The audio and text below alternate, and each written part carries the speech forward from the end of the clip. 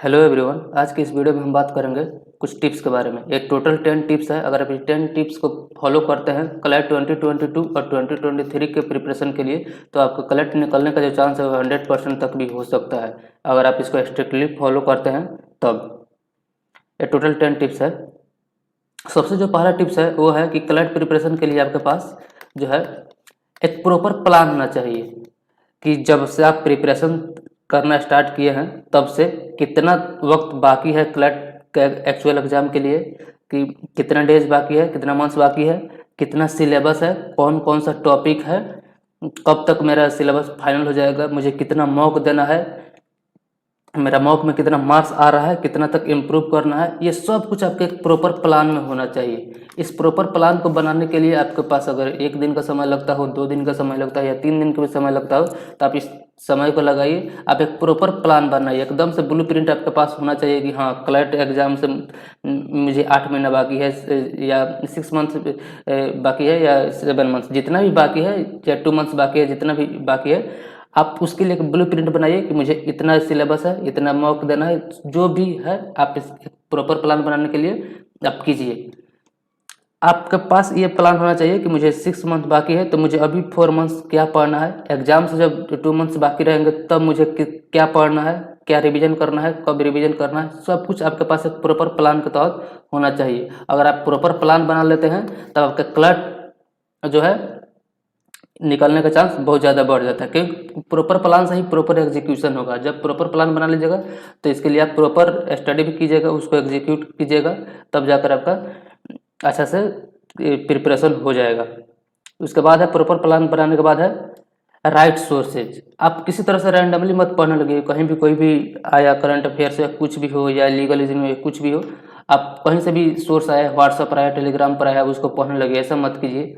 आप एक right source follow कीजिए। जैसे कि आप कोई कोचिंग ज्वाइन किए हैं, आप उसका सोर्स फॉलो कर सकते हैं। उसके अलावा कोई भी प्रेस्टिजियस जो कोचिंग है उसका भी सोर्स फॉलो कर सकते हैं, तब किस सब्जेक्ट का प्रिपरेशन कर सकते हैं। और उसके अलावा आपका कोचिंग इंस्टीट्यूट आपका इसमें बहुत हेल्प करेंगे। तीसरा जो टिप्स है वो है कि आप अपने एवरीडे को एडवांस में प्लान करके रखिए। आप एडवांस में प्लान करके रखते हैं, जैसे कि आप जब रात में सोने जाइएगा, जितने बजे भी आप सोने जाइए, आप उससे 15 मिनट पहले प्लान कर लीजिए कल का पूरा डे, कितना बजे जगना है, कितना बजे नाश्ता करना है, कितना बजे कौन सा टॉपिक पढ़ना है, किस सब्जेक्ट का पढ़ना है, कितना वक्त तक क्लास अटेंड करना है, क्लास जाना है, मॉक भी देना है तो मॉक कब से कब देना है, सब कुछ आपके पहले से ही एडवांस में प्लान होना चाहिए। अगर आप एडवांस में प्लान करके रखते हैं तो आपका समय जो वेस्ट होगा वो चांस बहुत कम हो जाएगा। इसलिए आप पहले से ही प्रॉपर प्लान बनाइए उस कल के लिए कि हाँ, मुझे कितना कब से कब कितना पढ़ना है, कौन कौन सा टॉपिक पढ़ना है, ये सब आप बना कर रखिएगा। बना लीजिएगा तो आपका समय जो वेस्ट होगा वो बहुत कम हो सकता है। मान लीजिए आप 2 घंटा समय वेस्ट कीजिएगा, 3 घंटा कीजिएगा, इससे बहुत ही मतलब हो सकता है कि आप 15 मिनट 20 मिनट ही ज़्यादा से ज़्यादा वक्त वेस्ट कर पाएंगे, अगर आप प्रॉपर पहले से ही प्लान एडवांस प्लान करके चलते हैं तो। न्यूज़पेपर डेली पढ़िए। बिना न्यूज़पेपर पढ़े क्लर्क निकलना बहुत मुश्किल है, बहुत मुश्किल है। न्यूज़पेपर पढ़ने से आपका इंग्लिश मजबूत हो जाएगा, मैं ऐसा कहूँगा तो समझिए न्यूज़पेपर का अपमान है। न्यूज़पेपर पढ़ने से आपका इंग्लिश तो मजबूत होगा ही, आपका मजबूत होगा क्रिटिकल थिंकिंग। क्रिटिकल थिंकिंग से आपका क्रिटिकल रीजनिंग मजबूत होगा, आपका लीगल नॉलेज मजबूत होगा तो लीगल रीजनिंग आपका मजबूत होगा, आपका वोकेब मजबूत होगा। जितने भी सब्जेक्ट करंट अफेयर्स के लिए न्यूज़पेपर से अच्छा सोर्स कुछ नहीं है। अगर आप न्यूज़पेपर पढ़ते हैं, अपने कोचिंग का मटेरियल का अगर उसका कंपेंडियम को आप पढ़ते हैं, तब समझिए ये एनफ सोर्स हो गया है। तो आप न्यूज़पेपर से करंट अफेयर्स मजबूत कर सकते हैं, इंग्लिश मजबूत कर सकते हैं, क्रिटिकल रीजनिंग मजबूत कर सकते हैं, लीगल रीजनिंग मजबूत कर सकते हैं। और इस साल तो क्वांटिटेटिव टेक्निक्स भी केसलेट से आया था, पूरा का पूरा पैराग्राफ ही था, तीनों भी पैसेज पैराग्राफ से ही थे। तो आप समझिए कि आपका हर एक सब्जेक्ट स्ट्रांग होगा अगर आप न्यूज़पेपर पढ़ते हैं।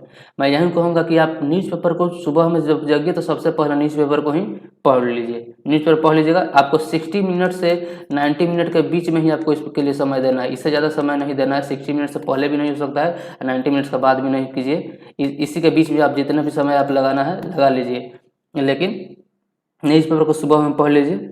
उसके बाद आपको फ्रेशनेस महसूस होगा। अब उसके बाद आप जो भी सब्जेक्ट आपको पढ़ना हो, क्लास अटेंड करना है या कोचिंग में जाना हो, जिस तरह से भी करना हो, आप उसके लिए समय अपना बना लीजिए। आप सब लोगों का अलग अलग हो सकता है, लेकिन मैं आपको सजेस्ट करूंगा कि न्यूज़पेपर सुबह में ही पढ़ लीजिए।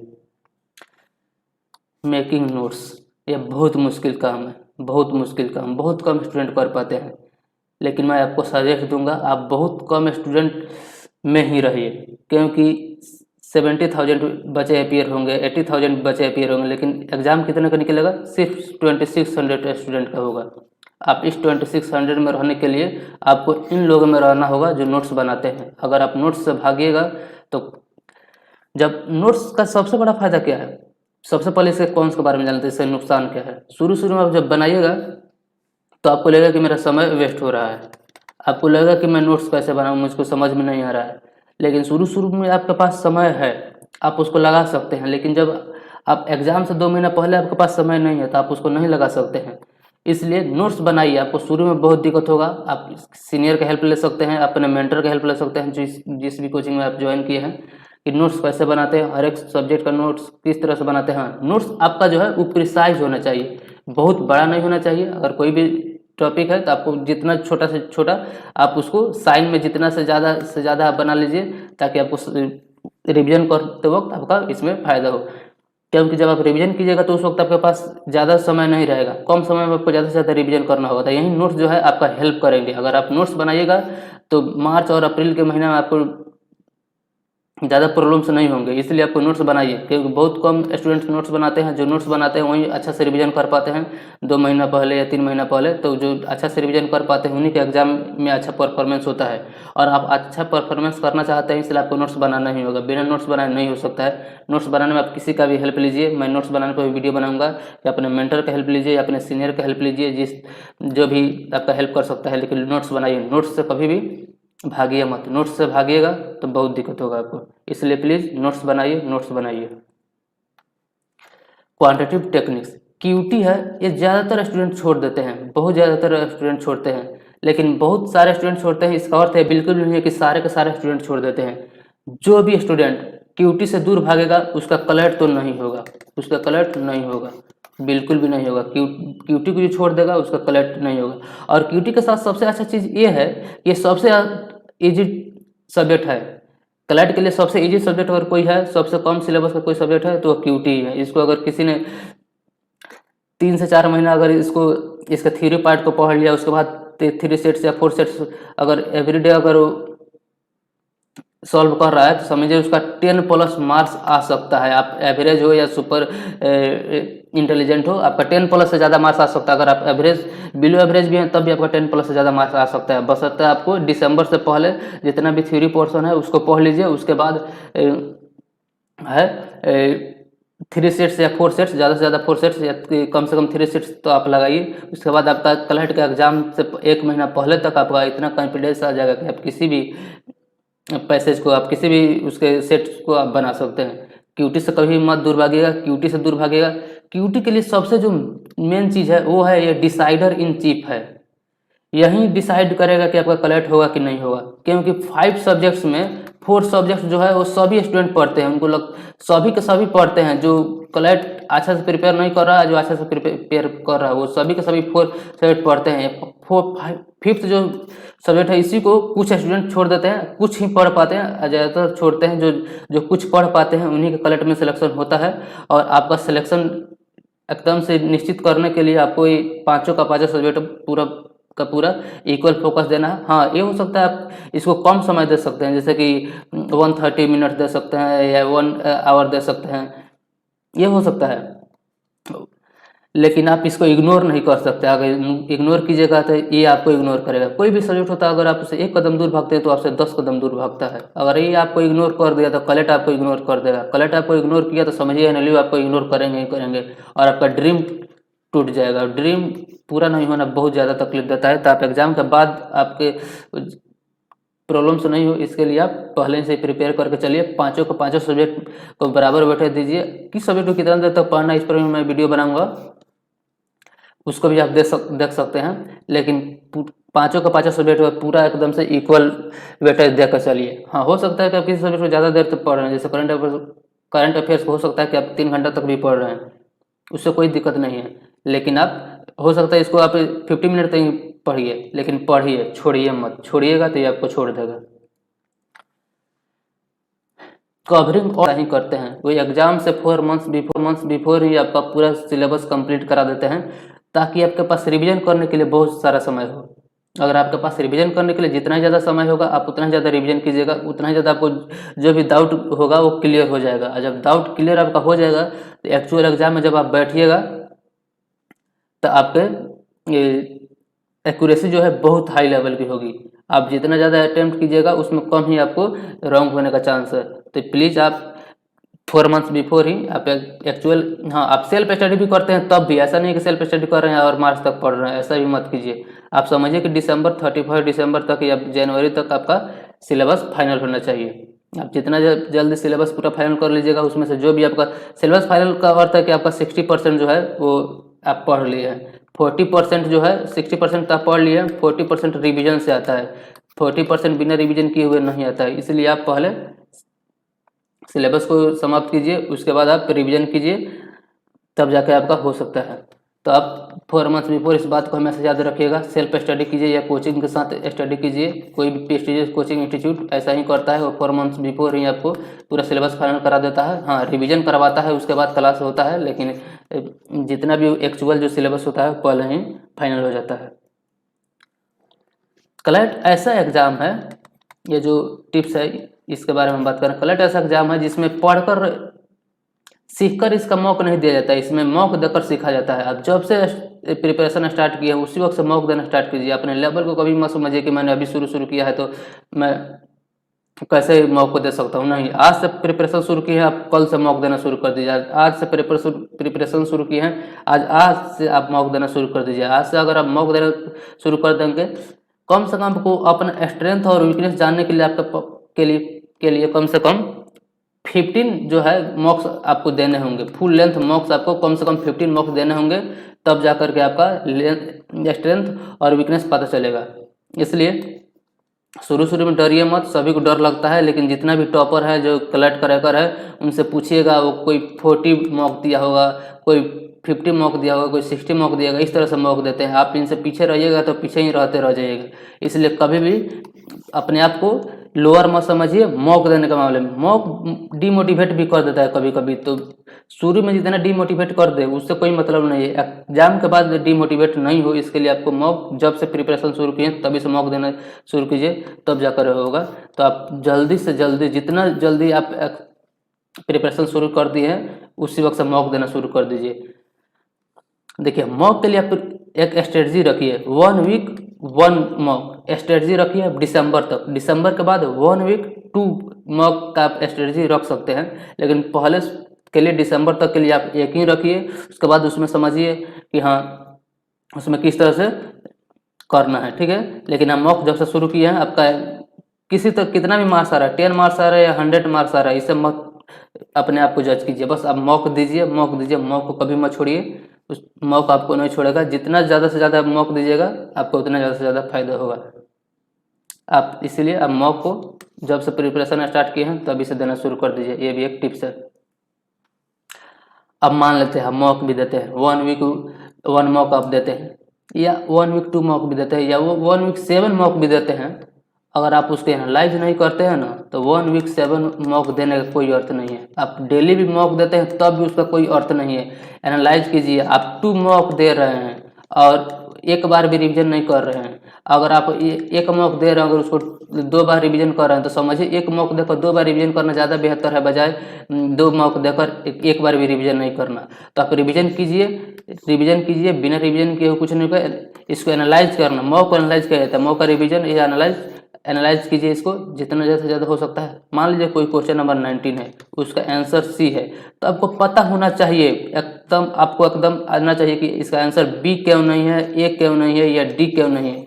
ये आपको आना चाहिए, एनालाइजिंग देखने के बाद आपको आना चाहिए, ताकि फिर से अगर एक क्वेश्चन रिपीट हो तो आपको उसमें एक्यूरेसी 100% आ जाए और आप उसमें फंसिए नहीं और आपका माइनस में मार्क्स नहीं हो। हमेशा याद रखिएगा, 1 क्वेश्चन जब आप रॉन्ग बनाते हैं तो सिर्फ 0.25 नहीं कटता है, बल्कि 1.25 कटता है। आपका जो राइट हो सकता है वो भी गया। इस बात को हमेशा याद रखिएगा, कभी मत सोचिएगा सिर्फ 0.25 गया। अगर राइट रहता तो आपका 1 मार्क्स ही मिलता है, लेकिन कटा कितना, 1.25। इस बात को याद रखिएगा। Accuracy is the key.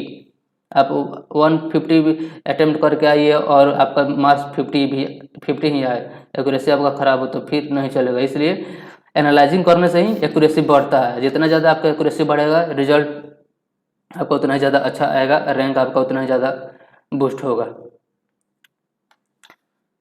Revision revision revision.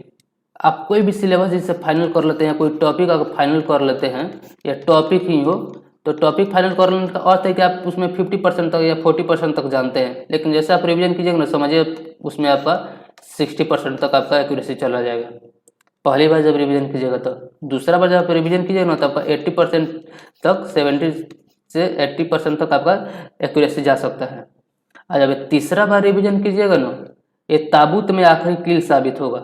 ऐसा होगा कि आपने सारा समस्या का समाधान कर दिया उस टॉपिक के लिए। कहीं से भी इस टॉपिक से क्वेश्चन आए आप बना लीजिएगा। ये 1 2 3 बार रिवीजन कीजिए। एक मौका 3 बार एनालाइज कीजिए, एक टॉपिक को 3 बार पढ़िए, समझिए आपका क्लैट फाइनल है, कोई दिक्कत नहीं होगा। ये तीसरा रिवीजन है ना, वो ताबूत में आखिरी कील साबित होगा। कहीं से भी इस टॉपिक से क्वेश्चन आएगा आप उसको बना लीजिएगा। इसलिए आप कम से कम हर एक मॉक को 3 बार एनालाइज कीजिए और 3 बार ही इसको रिवीजन कीजिए, किसी भी टॉपिक को। तो फिर से एक बार देख लेते हैं कि मैंने क्या क्या बताया है।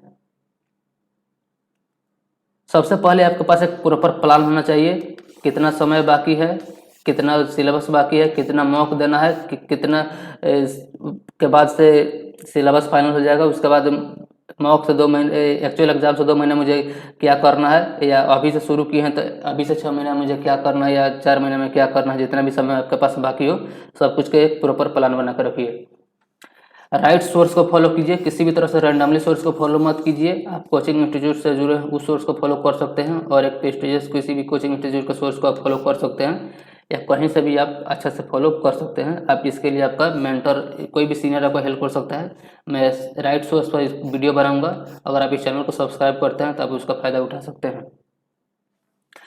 अपने एवरीडे को एडवांस में प्लान करके रखिए, जिससे आपका टाइम वेस्ट होने का चांस बहुत कम हो जाएगा। भले आप इसके लिए 15 मिनट टाइम आपका लगेगा, आप सोने से पहले, जैसे कि आप सोने जा रहे हैं तो आज बना लीजिए कि मुझे कल क्या पढ़ना है। 15 मिनट टाइम देकर आप बना सकते हैं। रीडिंग न्यूज़पेपर, आप डेली बेसिस पर न्यूज़पेपर पढ़िए, कभी भी इसको छोड़िए मत, संडे को भी मत छोड़िए। आप एक्चुअल एग्जाम तक भी आप इसको पढ़िए, क्योंकि इससे इंग्लिश आपका मजबूत रहेगा, रीडिंग हैबिट आपका अच्छा रहेगा, तब जाकर आपका क्लैट में जितना ज़्यादा रीडिंग हैबिट रहेगा, क्लैट में आप उतना ज़्यादा अच्छा परफॉर्म कीजिएगा। रीडिंग न्यूज़पेपर जो है आपका रीडिंग के लिए भी हैबिट देता है। नोट्स बनाइए, बहुत कम लोग बना पाते हैं, लेकिन आप बनाइए, जितना ज़्यादा बनाए अच्छा से बना लीजिएगा। नोट्स प्रिसाइजली आपका होना चाहिए, नोट्स बहुत लेंदी नहीं होना चाहिए। जितना प्रिसाइजली नोट्स रहेगा उतना ही आपको अंत में रिवीजन करने में कम समय में ज़्यादा रिवीजन होगा, इसका भी आपको एज मिलेगा। क्वांटिटेटिव टेक्निक से दूर मत भागिए, ये डिसाइडर इन चीफ है, यही डिसाइड करेगा कि आपका क्रेडिट होगा कि नहीं होगा। क्योंकि 5 सब्जेक्ट में 4 सब्जेक्ट सभी पढ़ते हैं और उसमें अच्छा भी करते हैं, लेकिन एक 5th सब्जेक्ट है जिसमें बहुत कम स्टूडेंट पढ़ते हैं, और इसमें जो अच्छा करता है उसी ही क्रेडिट हो पाता है। एक्चुअल एग्जाम से 4 मंथ्स बिफोर ही आपको पूरा सिलेबस फाइनल होना चाहिए, ताकि आपके पास जो भी आपको समझ में नहीं आया है उसको भी जो समझ में आया उसको रिवीजन करने में भी आपके पास समय हो। जब से आप प्रिपरेशन स्टार्ट की हैं उसी वक्त से आप मॉक देना स्टार्ट कर दीजिए। कभी भी आपका स्ट्रेंथ जानने के लिए, वीकनेस जानने के लिए कम से कम आपके पास 15 मॉक्स देना होगा। अब 15 मॉक्स देने के बाद ही आप स्ट्रेंथ और वीकनेस जान सकते हैं कि मैं कहाँ खड़ा हूँ, मेरा सभी कौन सा सब्जेक्ट वीक है, कौन सा सब्जेक्ट स्ट्रॉन्ग है। इसके लिए आपको हर वीक वन मॉक स्ट्रेटजी बना कर रखिए, कम से कम दिसंबर तक। उसके बाद आप 1 वीक 2 मॉक भी दे सकते हैं। सिर्फ मॉक मत दीजिए, उसको एनालाइज करना भी एकदम से आपका ड्यूटी है, बिना एनालाइज किए नहीं होगा। इसलिए आप एनालाइज कीजिए, एनालाइज करने के साथ ही आपका एक्यूरेसी इम्प्रूव होगा। Accuracy is the key, accuracy बहुत कुछ तय करेगा। मान लीजिए आप 135 क्वेश्चन अटेम्प्ट किए, आपका मार्क्स आ रहा है 60, आपका नहीं होगा, आप जनरल कैटेगरी में है तो, स्टेट कोटा से या कास्ट कोटा से नहीं है तो। इसलिए आप स्टडी इस तरह से कीजिए कि आप जनरल के हैं, क्योंकि आप जनरल में फॉल कर गए तो आप तो कहीं भी आपका एडमिशन हो जाएगा। आज जनरल के लिए हैं तो समझिए कि आप कहीं भी आपका एडमिशन होगा। आप एनएलयू को चुनिए, एनएलयू आपको नहीं चुनिए, इस बात को हमेशा ध्यान में रखिएगा। जनरल की तरफ पढ़िए, तब जाकर आपका एडमिशन अच्छा से अच्छा एनएलयू में होगा। रिवीजन रिवीजन रिवीजन, आखिरी रिवीजन या तीसरा रिवीजन ताबूत में आखिरी कील साबित होगा। आप इस तरह से रिवीजन कीजिए। 3 बार रिवीजन करने के बाद समझिए उस टॉपिक का जो है आपने काम तमाम कर दिया है। उस टॉपिक से कहीं से भी कोई भी क्वेश्चन आएगा तो आप उसको टैकल कर सकते हैं।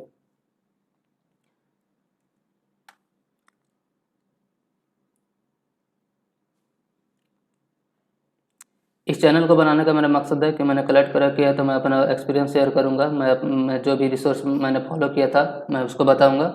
अगर आपको ये वीडियो